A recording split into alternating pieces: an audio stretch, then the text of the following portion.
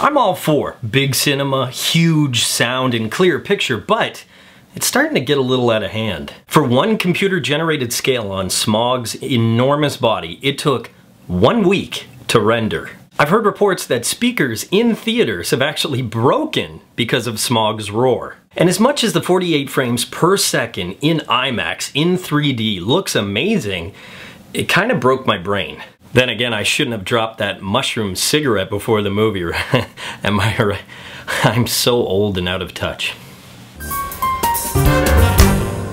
So here we are, one of the most anticipated sequels of the year, The Hobbit 2, The Inflation of Jackson's Wallet. I kid, I love these Middle-earth films, and it's really become a Christmas time tradition for most of the past decade. Even if you're not a fan of fantasy or have read the books, you have to admire the amount of love and attention to detail that Peter Jackson puts into these movies. And you have to respect the cojones that this guy has by adding new material. It's probably safe to say that Jackson has now taken Tolkien's original material and made it his own, but there was so much original Tolkien material. Did Peter Jackson really need to add entirely new characters? I'll admit though, seeing Evangeline Lilly as Tauriel, a red-headed elf, ooh, that was a few fantasies of mine rolled into one. And I have a feeling if she was an elf in the first place, they probably could have got off that island. One of my biggest critiques of the Desolation of Smaug was that it was even more unbalanced than the first Hobbit when it came to all the characters. I loved the dwarves in An Unexpected Journey, but I really felt that they deserved more screen time. And in the Desolation of Smaug, they get even less screen time and development. That includes Thorin, who's the main dwarf, and my personal favorite, Boffer, who's played by James Nesbitt. Keeley, played by Aidan Turner, is the only dwarf that gets even a little bit of development, and that's largely because of the romance that he has with Tauriel.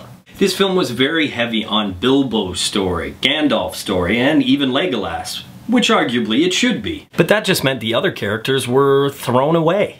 Well, not all of them. The title dragon was amazing to look at, and even more amazing to listen to, with the buttery voice of Benedict Cumberbatch really bringing the character to life. I even heard that Cumberbatch studied reptiles to get the character down. Now all I can picture is the guy who played Sherlock and Khan in a giant lizard costume. As much as I hated that I didn't get enough of some of my favorite characters, all the characters, old and new, were still interesting and very compelling. A lot of that had to do with the action. The Desolation of Smaug really rolls along a lot faster than An Unexpected Journey. I thought that the action in the previous Middle-earth films was already epic enough, but watching this film in IMAX in the ultra-smooth 48 frames a second blew my mind. And that was only 30 minutes into the movie. One scene specifically was the epitome of action fantasy filmmaking. The dwarves are rafting down this White Rapids River. There are orcs everywhere. Legolas and Tauriel are leaping around in this archery ballet. The dwarves are juggling weapons to one another.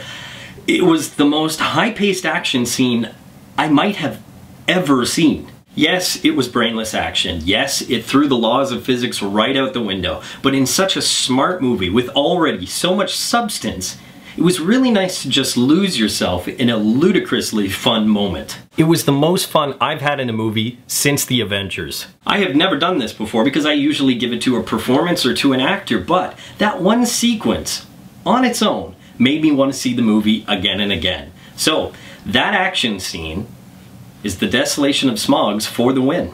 A huge part of that scene was the prequel return of Legolas. This is, however, a much different Legolas than we came to love in the Lord of the Rings trilogy. In fact, in Elvish, he was a bit of a Rita.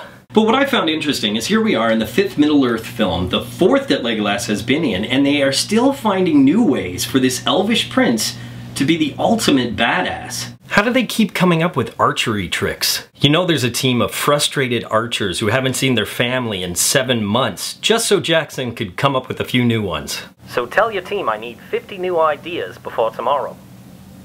I hate you. While we're on the subject, let me tell you, you will not hate a single minute of The Desolation of Smaug. The characters are compelling, the performances are solid, the action is ridiculous, and even the pacing issues that are typical in these films seem to have ironed out. And what's really great is you get that darker tone that you need in the second part of a trilogy. It really ups the stakes and it leaves on a fantastic cliffhanger. As I mentioned, it was the most fun I've had in a theater in a while. It could even be my favorite film of the year. It's definitely an earn it. Poll question, who is your favorite cinematic elf? As always, leave your answers in the comments section below. But until next time, school's out.